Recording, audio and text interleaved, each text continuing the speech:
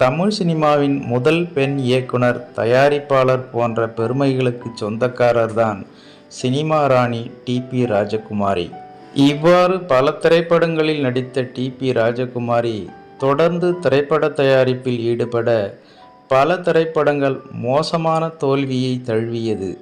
இதனால் டி.பி. ராஜகுமாரி சம்பாதித்த சொத்துக்களை இழந்தார். இறுதியில் கார் கூட இல்லாத நிலைக்கு தள்ளப்பட்டார்.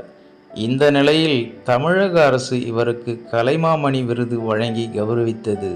அப்பொழுது டி.பி. ராஜகுமாரியிடம் கார் கூட இல்லாத நிலையை கேள்விப்பட்ட புரட்சித் தலைவர் எம்.ஜி.ஆர். அவரை தொடர்பு கொண்டு, நீங்கள் விருது வாங்கச் செல்வது முதல் விருதினை பெற்று வீடு திரும்பும் வரை என்னுடைய காரை பயன்படுத்தி கொள்ளலாம் என்று கூறி எம்.ஜி.ஆர். தன்னுடைய காரை டி.பி. ராஜலட்சுமி அவர்களுக்கு அனுப்பி வைத்திருக்கிறார். இவ்வாறு நலிந்த